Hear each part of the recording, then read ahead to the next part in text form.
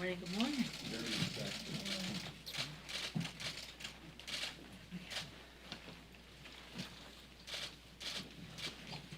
I did this? Oh, my goodness. I was here to salute the chairman of the Transportation Infrastructure Committee, Chairman Peter DeFazio.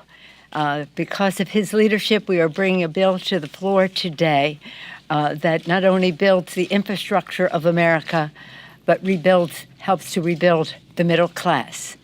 It does so in a transformative way, and you'll hear about it from our colleagues here.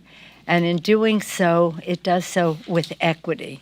That's what I'm so proud of in the bill. It puts equity front and center, benefits targeted underserved communities, communities of color, rural communities, and regions with persistent poverty, in addition to everything else. It's called the Invest in America Act, a strong jobs-creating package that seizes the once-in-a-century opportunity to rebuild America's infrastructure.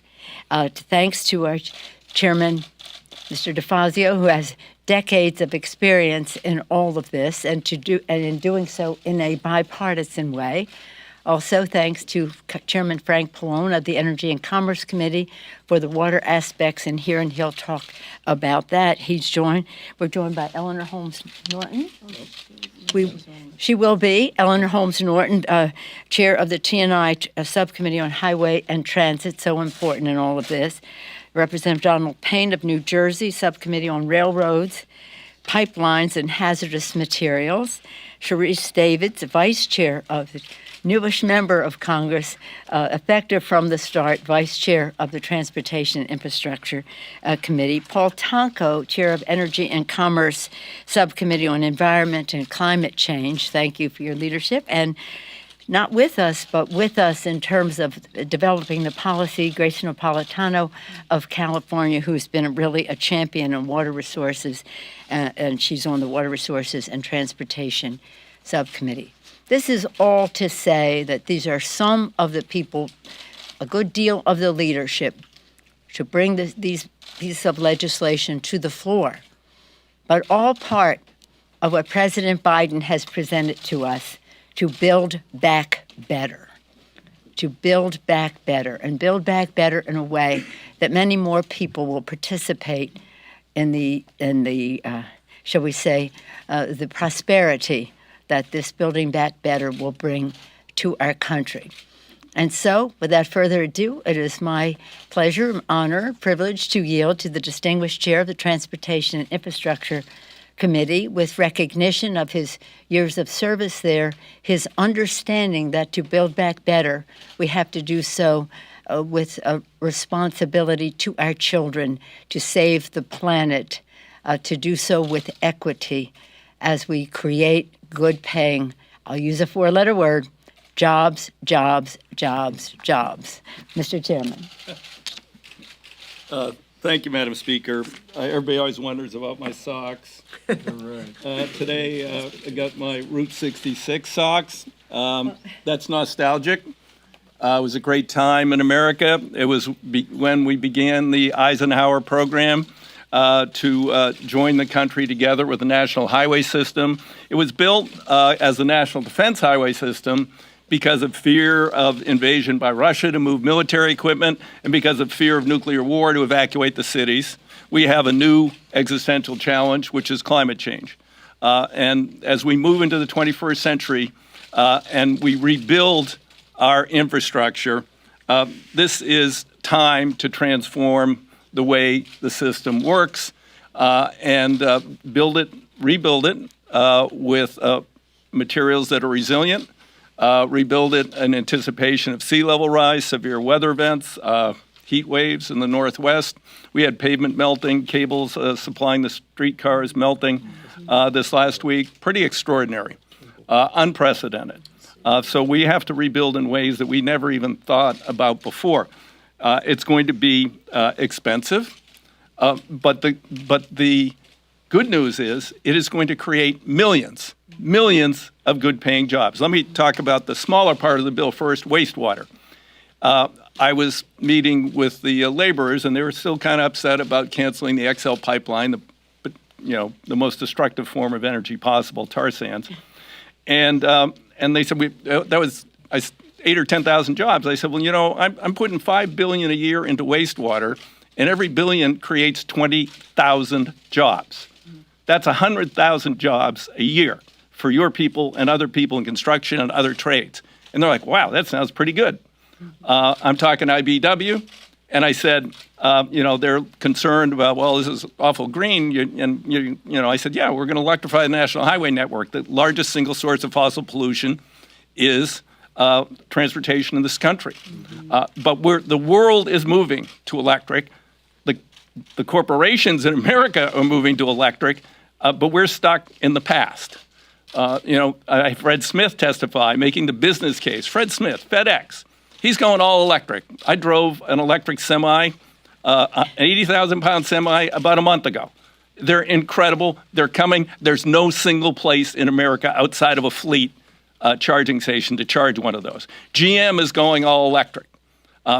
So we can either let China capture another market from us, the future of transportation in EVs and AVs, autonomous vehicles, or we can compete. In fact, we can lead again, like we did in the 60s and the 70s when our infrastructure was the envy of the world. We were number one. We're now number 13 and falling fast.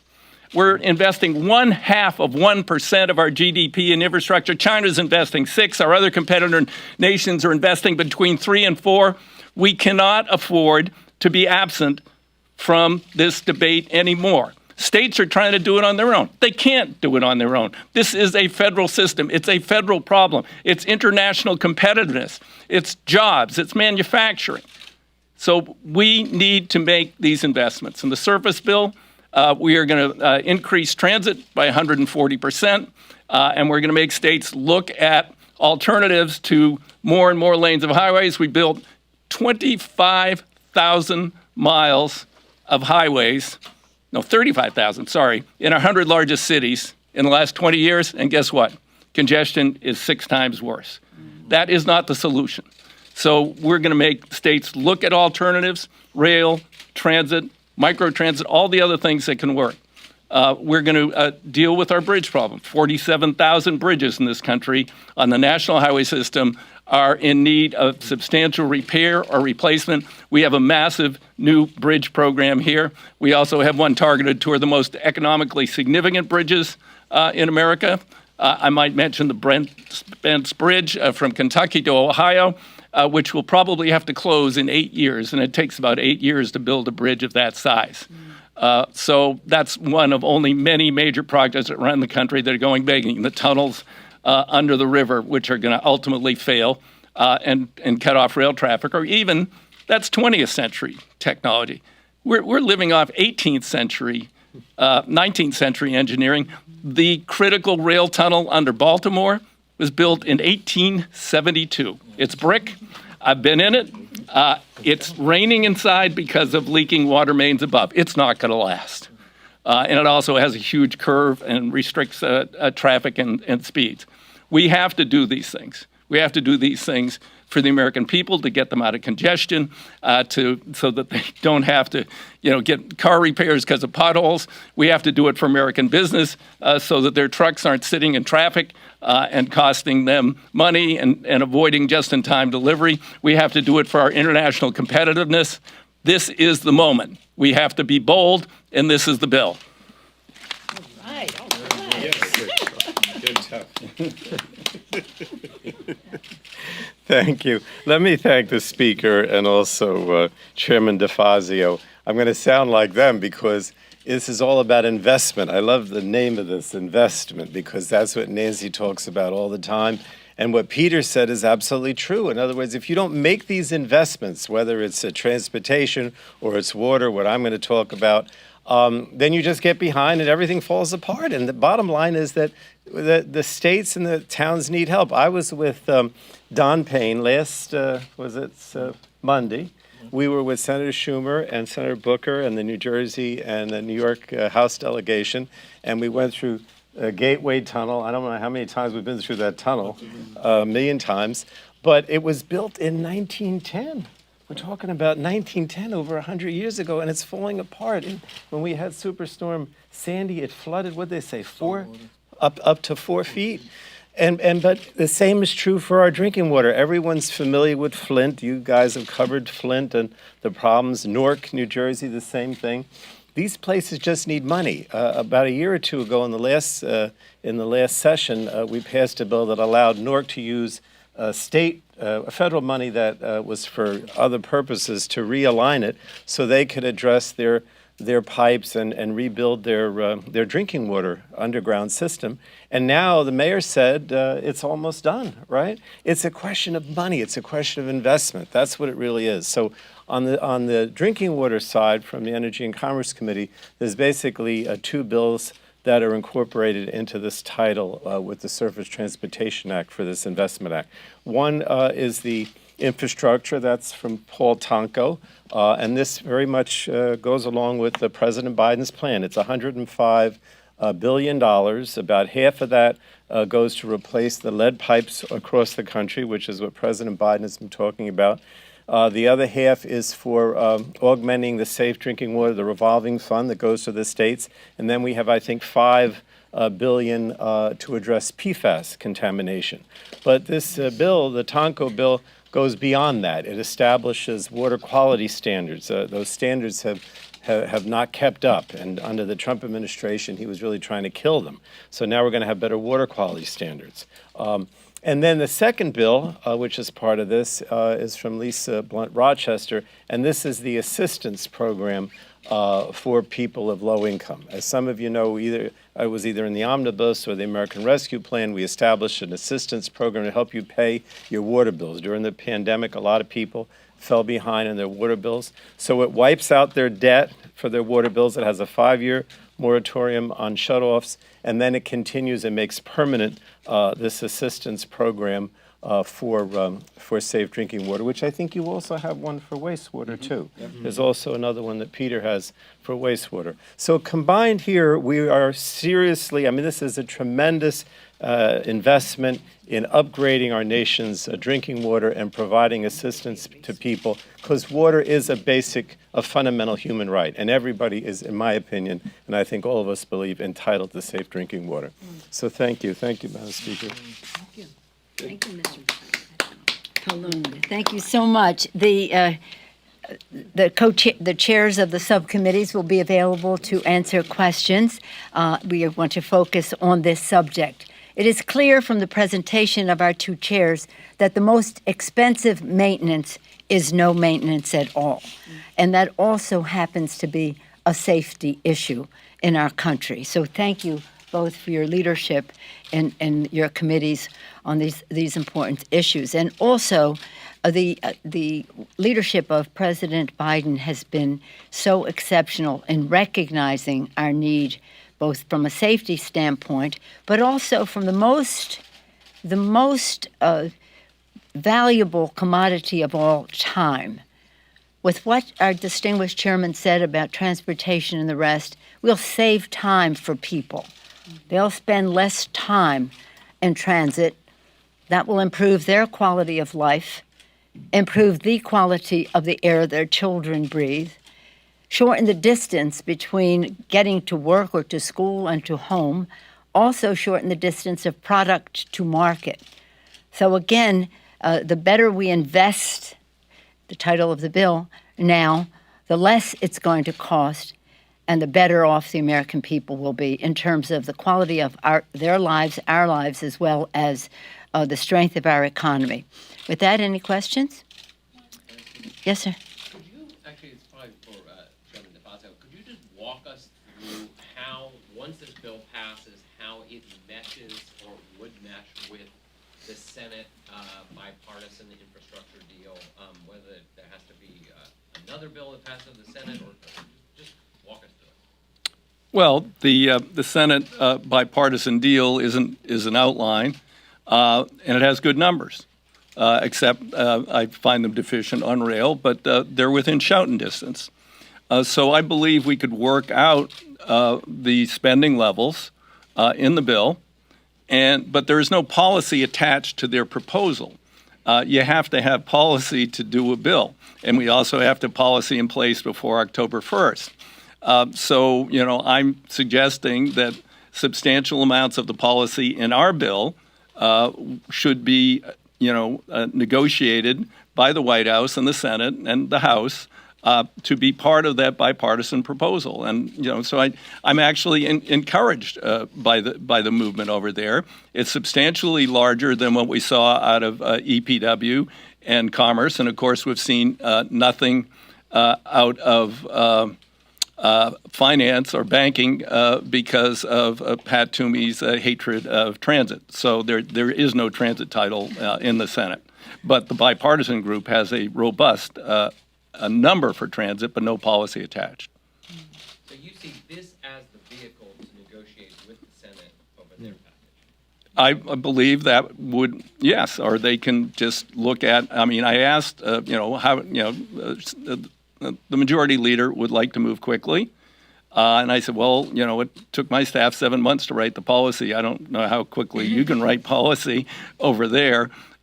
So I would suggest that you look at our policies and we adopt significant portions of those and perhaps some of what came out of Commerce and some of what came out of EPW.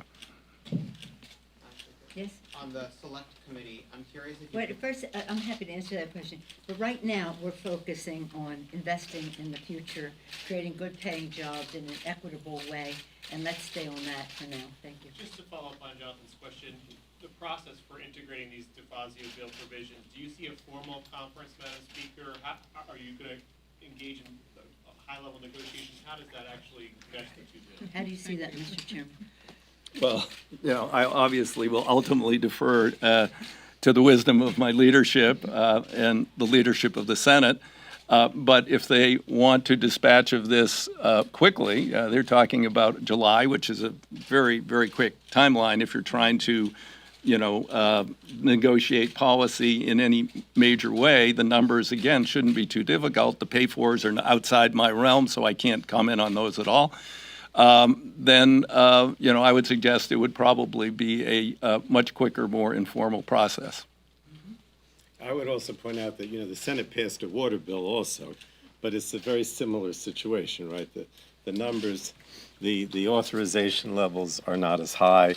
It doesn't have the water quality standards or the assistance program, but you could conference or, work between the two houses on that as well. But just like with the transportation. Again, there's a sense of urgency about surface because we have a deadline, which is October 1st. And so there is a sense of urgency there. Wastewater, I don't know when the last time drinking water. Wastewater, SRF was last reauthorized in 1988. So I want to get it done. There's no deadline since we haven't reauthorized it in 33 years. But approps always continues it. But I would like to get that done, in short order. But it's not as urgent. It is important, though, that we get the lead out and all of that, and we're glad to, of the water. We have some urgencies, but in terms of legislative schedule, as the distinguished chairman indicated, September 30th would be the deadline. But just to make the point that infrastructure, and my colleagues can attest to this, has always been bipartisan. It has always been bipartisan. All the years that we've been here, I've been here, Mr. DeFazio and I have been here some amount of time. You too, almost, Mr. Pallone. We have seen bipartisanship in all of this, and that's what gives us hope that this can be done. Yeah, no. on infrastructure, can I ask? No, on the infrastructure, yeah, but not, yeah. Right, infrastructure. I'm curious if any of you on the stage have thoughts on the $6 trillion top line proposed in reconciliation, and if you can weigh in also between that and the $4 trillion price tag. Okay, but that's a different subject. That's not an infrastructure subject. That's a budget question, and we will see what the needs are. We will see what we can offset. We'll come up with a number, but that's not necessarily an infrastructure question. I have a question about the assistance program. Is there any more, can you give some more information about that? Like, is this in $1 billion that would be replenished at some point? And what- The water program? Rochester one. The water water The Blunt assistance? Rochester. The Blunt Lisa's Rochester. program. Yeah, that's sort of like LIHEAP for water. It's very similar to LIHEAP, and we do have it in place now during the COVID emergency, but this would make it permanent. And it's the amount of the level of eligibility, poverty level, whatever, depends on the state. So it varies from state to state, just like the LIHEAP program. But the one thing, and this is where a lot of the Michigan delegation were involved, a lot of people have debt. In other words, that because of the moratorium during the COVID period, they've collected debt. This wipes out their debt, and then it has a 5-year no shutoffs, and then an assistance program. But once your debt's wiped out, then you're going to have to pay. Otherwise, you're going to ring up debt again and owe more. But it's very practically oriented, try to help people who suffered during the Can I just say COVID. something? Let me, sometimes small examples. I had a neighbor just down the street from me. Her husband died. She wasn't able to work, 2 kids, and she couldn't pay her water bills and electric bills, and she went into default on her mortgage. She ultimately lost her house, but she had nowhere to go with the kids, and they lived there for a while with no electricity, no water, and no sewer. Now, sewer is obviously a public health concern. Water, I think, should be clean drinking water, should be a right. Electricity obviously is, beyond our realm. But I mean, I'm sure that story is repeated hundreds of thousands, millions of times across America. People, who are losing their house, who can't afford to pay those bills, but they're staying there without things that are absolutely necessary for the health of themselves and their kids. That shouldn't happen. Mr. Chairman, could you just explain for the benefit of those who may not know what LIHEAP is? Yeah, the Low-Income Energy Assistance Program, it's been around for decades. And it's oriented toward, for the north, for the winter, for heating, and to the south, for the summer, for air conditioning. And obviously now apparently we need air conditioning in the north too, but we don't yet. I mean, 2/3 of the people in Portland don't even have it, let alone. So it has been a program that is always oversubscribed. When my county puts out requests, Lane County, every year at the beginning of the year, they're oversubscribed by the end of January for people applying to this. But what it does is it helps those people pay their electric bills, and that way, they don't get into shutoffs. And I have a public utility, and the public utility doesn't have to bear all of the burden of the payments that they can't make. So it's a shared benefit for the community. It's a good investment by taxpayers. So just to clarify, this would replace the LIHEAP? No, these are it's in addition. It's these are modeled on it. These are modeled on it. One's for drinking water and one's for wastewater. They're modeled on LIHEAP. Yeah, they're modeled on it. Okay. So, yes, ma'am.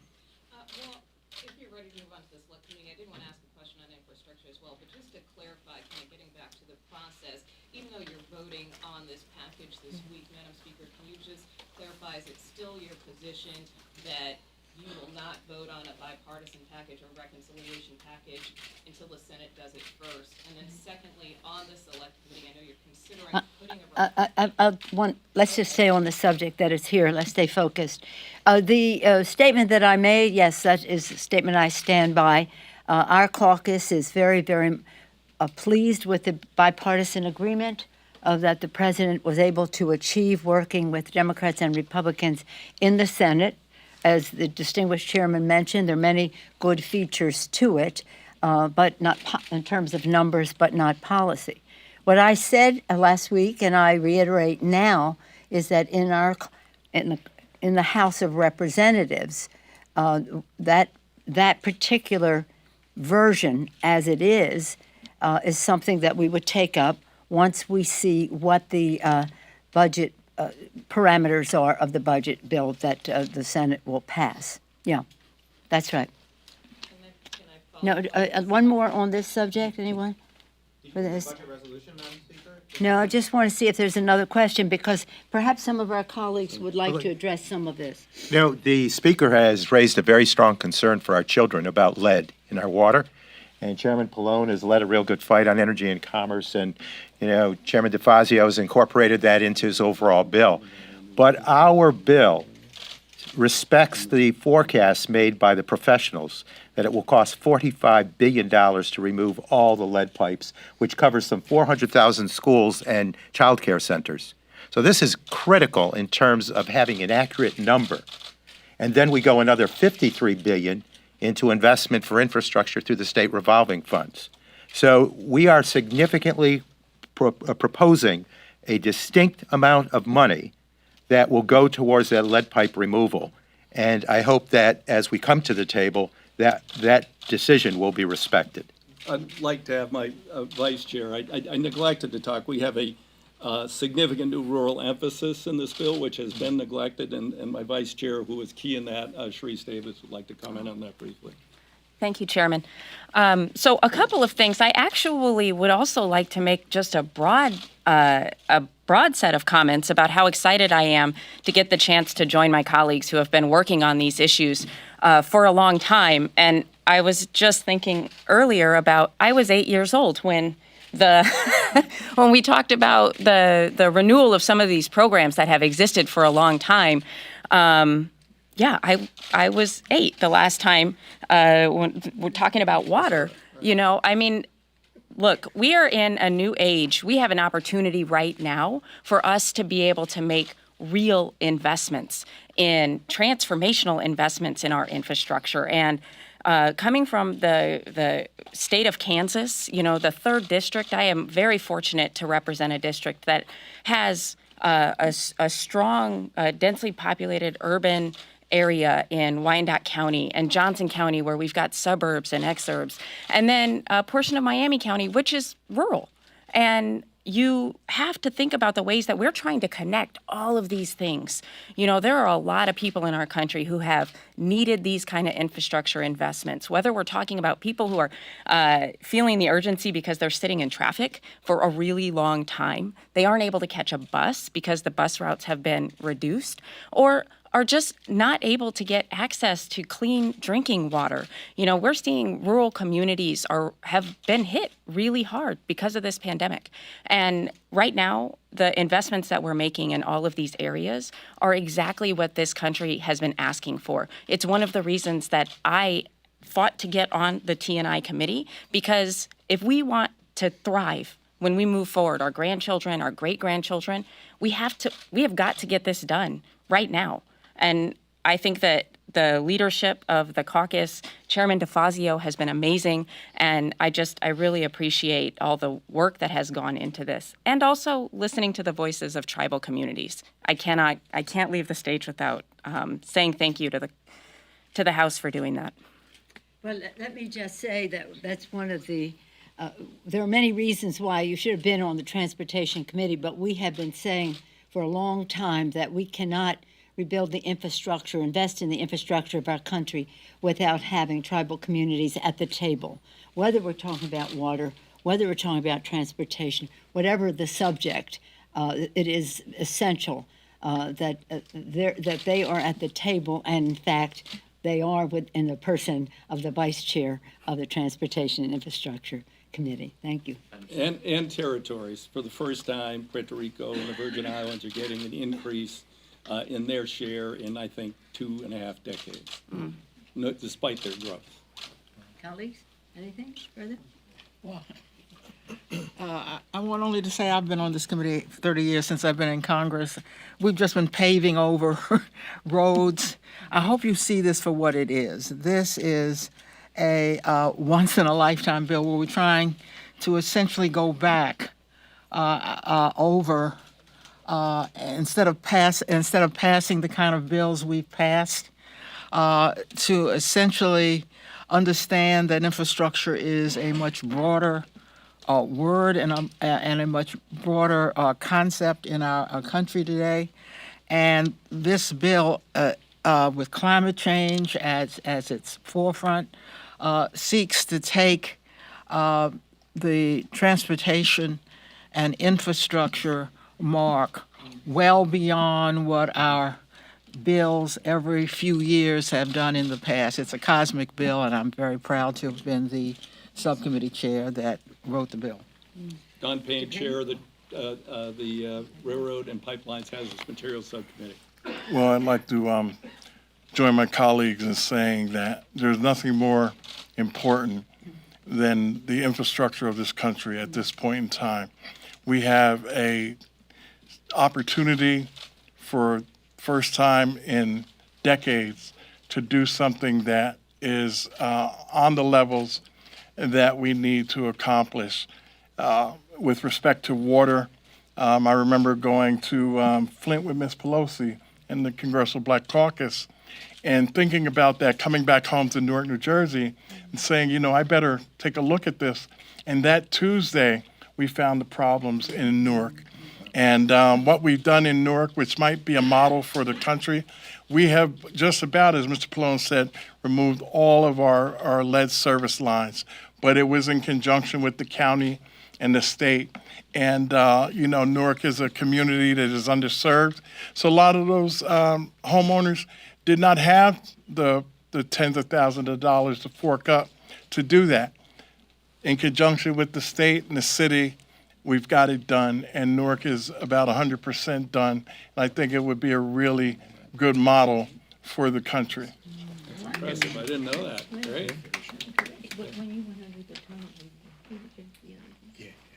So I was just confirming with Mr. Pallone, the Chairman Pallone, that when he and others went under the tunnel with Chuck Schumer, you were with Secretary Buttigieg, and they've made this a priority in the administration as well.